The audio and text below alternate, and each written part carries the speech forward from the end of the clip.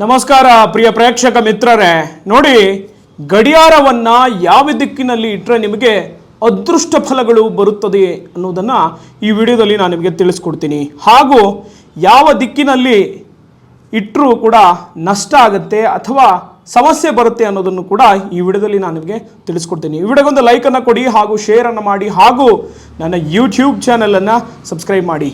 ನೋಡಿ ಗೆಳೆಯರೇ, ವಿಶೇಷವಾಗಿ ನೋಡಿ ಸಮಯ ಅನ್ನೋದು ಕೂಡ ಬಹಳಷ್ಟು ಮುಖ್ಯವಾಗುತ್ತೆ. ಒಂದು ಮಗು ಹುಟ್ಟುವಾಗಿಂದ ಹಿಡಿದು ಒಬ್ಬ ವ್ಯಕ್ತಿ ಸಾಯುವಾಗೂ ಕೂಡ ನಿಮ್ಮ ಮನೆಯ ಗಡಿಯಾರ ಸಾಕಷ್ಟು ರೀತಿಯಾದಂತಹ ಪ್ರಾಮುಖ್ಯತೆಯನ್ನು ಹೊಂದಿಕೊಂಡಿರ್ತಕ್ಕಂಥದ್ದು. ಒಂದು ಸಮಯ ಕೂಡ, ಒಂದು ನಿಮಿಷವೂ ಕೂಡ ಹೆಚ್ಚು ಕಡಿಮೆ ಬಂತು ಅಂದರೆ ಒಂದಲ್ಲ ಒಂದು ರೀತಿಯಾದಂತಹ ಫಲಗಳು ಬರುತ್ತೆ. ಜ್ಯೋತಿಷ್ಯ ಶಾಸ್ತ್ರದಲ್ಲಾಗಿರಬಹುದು ಅಥವಾ ಈ ಪಂಚಪಕ್ಷಿ ಶಾಸ್ತ್ರದಲ್ಲೂ ಕೂಡ ಆಗಿರಬಹುದು.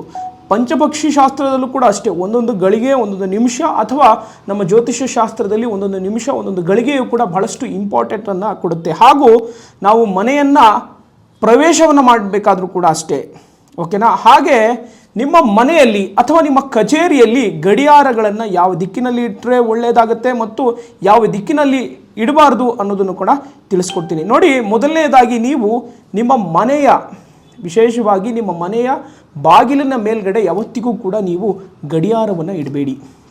ಯಾಕೆ ಅಂದರೆ ಗಡಿಯಾರಗಳನ್ನು ಯಾಕೆ ಇಡಬಾರ್ದು ಅಂತ ಹೇಳಿದ್ರೆ, ಕೆಲವೊಂದು ವಾಸ್ತುಶಾಸ್ತ್ರದ ಪ್ರಕಾರ ಸಾಕಷ್ಟು ರೀತಿಯಾದಂಥ ತೊಂದರೆಗಳನ್ನು ಎದುರಿಸುವಂತಹ ಸಾಧ್ಯತೆಯೂ ಕೂಡ ಇರತಕ್ಕಂಥದ್ದು. ಮತ್ತು ಯಾವತ್ತಿಗೂ ಕೂಡ ಅಷ್ಟೇ, ನಿಮ್ಮ ಮನೆಯ ಗಡಿಯಾರವನ್ನು ಒಂದು ಸಮಯ ಸ್ಲೋನು ಇಡಬಾರ್ದು ಅಥವಾ ಮನೆಯ ಗಡಿಯಾರವನ್ನು ಫಾಸ್ಟ್ಗೂ ಇಡೋಕ್ಕೆ ಹೋಗಬಾರ್ದು. ಏಕೆಂದರೆ ಅಲ್ಲೂ ಕೂಡ ನಿಮಗೆ ಸಾಕಷ್ಟು ರೀತಿಯಾದಂಥ ಗಡಿಯಾರ ಸಮಸ್ಯೆಗಳು ಕೂಡ ಬರ್ತಕ್ಕಂಥದ್ದು. ಮತ್ತು ಇನ್ನೊಂದು ಏನಪ್ಪ ಅಂತ ಹೇಳಿದ್ರೆ, ನಿಂತು ಹೋದಂತಹ ಗಡಿಯಾರ, ವಿಶೇಷವಾಗಿ ನಿಂತು ಹೋದಂತಹ ಗಡಿಯಾರ ಅಥವಾ ಕೆಟ್ಟು ನಿಂತಹ ಗಡಿಯಾರವನ್ನು ನೀವು ಯಾವುದೇ ಕಾರಣಕ್ಕೂ ನಿಮ್ಮ ಮನೆಯಲ್ಲಿ ಇಡಬೇಡಿ. ಅಥವಾ ಆ ಶೆಲ್ ಏನಾದರೂ ಹೋಗಿದ್ರೂ ಕೂಡ ಅದನ್ನು ರಿಪೇರಿ ಮಾಡಿಸಿ ನೀವು ಅದನ್ನು ಯಾವತ್ತಿಗೂ ಕೂಡ ಅದನ್ನು ರೆಡಿ ಮಾಡಿಸಿ ನೀವು ಅದನ್ನು ಉಪಯೋಗವನ್ನು ಮಾಡುವುದನ್ನು ಕಲ್ತ್ಕೋಬೇಕು.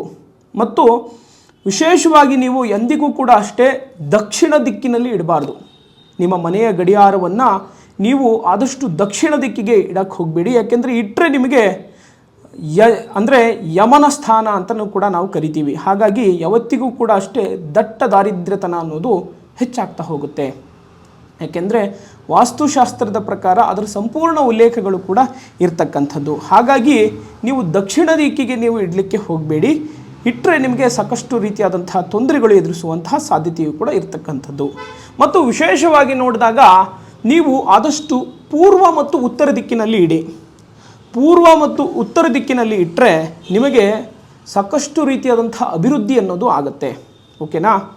ಮತ್ತು ಧನ ಧಾನ್ಯ ಸಂಪತ್ತು ವೃದ್ಧಿ ಆಗುತ್ತಕ್ಕಂಥದ್ದು. ಅಥವಾ ನಿಮ್ಮ ಮಕ್ಕಳು ಮಲಗುವಂತಹ ಕೋಣೆಯಲ್ಲಿ ಏನಾದರೂ ಗಡಿಯಾರ ಇಡ್ತಾ ಇದ್ದೀರಪ್ಪ ಅಂತ ಹೇಳಿದರೆ ಆದಷ್ಟು ನೀವು ಪೂರ್ವ ದಿಕ್ಕಿಗೆ ಇಡಿ. ಯಾಕೆಪ್ಪ ಅಂತ ಹೇಳಿದರೆ ಶಿಕ್ಷಣಕ್ಕೆ ಸಂಬಂಧಪಟ್ಟಂಗೆ ಅವರು ಒಳ್ಳೆ ಬೆಳವಣಿಗೆ ಅನ್ನೋದು ಕೂಡ ಹೆಚ್ಚಾಗ್ತಕ್ಕಂಥದ್ದು. ಉತ್ತರಕ್ಕೆ ಇಟ್ಟರೆ ನಿಮಗೆ ನಿಮ್ಮ ಕಚೇರಿಯಲ್ಲಿ, ನೀವೇನಾದರೂ ಕಚೇರಿ ಇಟ್ಕೊಂಡಿದ್ದರೆ ನಿಮ್ಮ ಕಚೇರಿಯಲ್ಲಿ ಉತ್ತರ ದಿಕ್ಕಿನಲ್ಲಿ ಇಟ್ಕೊಳ್ಳಿ.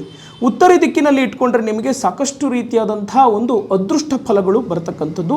ಮತ್ತು ನಿಮ್ಮ ಕೆಲಸ ಕಾರ್ಯಗಳು, ನಿಂತು ಹೋದಂತಹ ಕೆಲಸ ಕಾರ್ಯಗಳು ಆಗಿರ್ಬೋದು, ಎಲ್ಲ ಕೆಲಸ ಕಾರ್ಯವೂ ಕೂಡ ಕಾರ್ಯಸಿದ್ಧಿಯಾಗುವಂಥ ಸಾಧ್ಯತೆ ಇದೆ. ಮತ್ತು ನೀವು ಪೂರ್ವಕ್ಕೆ ಇಟ್ಟರೆ ಏನಾಗುತ್ತಪ್ಪ ಅಂತ ಹೇಳಿದ್ರೆ, ನಿಮ್ಮ ಮಕ್ಕಳ ಒಂದು ಬೆಡ್ರೂಮ್ನಲ್ಲಿ ಪೂರ್ವ ದಿಕ್ಕಿನಲ್ಲಿ ಇಟ್ಟರೆ ನಿಮಗೆ ಸಾಕಷ್ಟು ರೀತಿಯಾದಂಥ ಒಂದು ಲಾಭವನ್ನು ಕಾಣುವಂಥ ಸಾಧ್ಯತೆ ಇರತಕ್ಕಂಥದ್ದು. ಮತ್ತು ಅವರ ಶಿಕ್ಷಣದಲ್ಲಿ ಸಾಕಷ್ಟು ರೀತಿಯಾದಂಥ ಏಳಿಗೆಯನ್ನು ಅನುಭವಿಸ್ತಕ್ಕಂಥದ್ದು. ಮತ್ತು ಪಶ್ಚಿಮಕ್ಕೂ ಇಟ್ಟರೂ ಕೂಡ ಒಂದು ಒಳ್ಳೆಯ ಶುಭ ಫಲಗಳನ್ನು ನೀವು ಕಾಣ್ತೀರಾ. ಅದರಲ್ಲಿ ಯಾವುದೇ ರೀತಿಯಾದಂಥ ತೊಂದರೆಗಳು ಇಲ್ಲ. ಆದಷ್ಟು ನೀವು ಗಡಿಯಾರವನ್ನು ನಿಮ್ಮ ಮನೆಯಲ್ಲಿ ಇಟ್ಕೊಳ್ಳಿ. ನಿಮಗೆ ಸಾಕಷ್ಟು ರೀತಿಯಾದಂಥ ತೊಂದರೆಗಳನ್ನು, ಯಾವುದೇ ರೀತಿಯಾದಂಥ ಒಂದು ಫೈನಾನ್ಷಿಯಲ್ ತೊಂದರೆಗಳನ್ನು ಎದುರಿಸ್ತಾ ಇದ್ದರೂ ಕೂಡ ದಕ್ಷಿಣಕ್ಕೆ ಇಟ್ಟು ಅದನ್ನು ಈಗಲೇ ತೆಗೆದು ಒಂದು ಒಳ್ಳೆಯ ಸ್ಥಳವನ್ನು ನೋಡಿಕೊಂಡು ಉತ್ತರ ಅಥವಾ ಪೂರ್ವ ದಿಕ್ಕಿಗೆ ನೀವು ಇಟ್ಟರೆ ಸಾಕಷ್ಟು ರೀತಿಯಾದಂಥ ನೀವು ಶುಭ ಫಲಗಳನ್ನು ನೀವು ಕಾಣ್ತೀರಾ. ಇಷ್ಟು ಈ ವಿಡಿಯೋದ ಒಂದು ಮಾಹಿತಿ. ವಿಡಿಯೋಗೊಂದು ಲೈಕನ್ನು ಕೊಡಿ ಹಾಗೂ ಶೇರನ್ನು ಮಾಡಿ ಹಾಗೂ ನನ್ನ ಯೂಟ್ಯೂಬ್ ಚಾನಲನ್ನು ಸಬ್ಸ್ಕ್ರೈಬ್ ಮಾಡಿ. ಎಲ್ಲರಿಗೂ ಕೂಡ ಒಳ್ಳೆಯದಾಗಲಿ. ಹರಿ ಓಂ.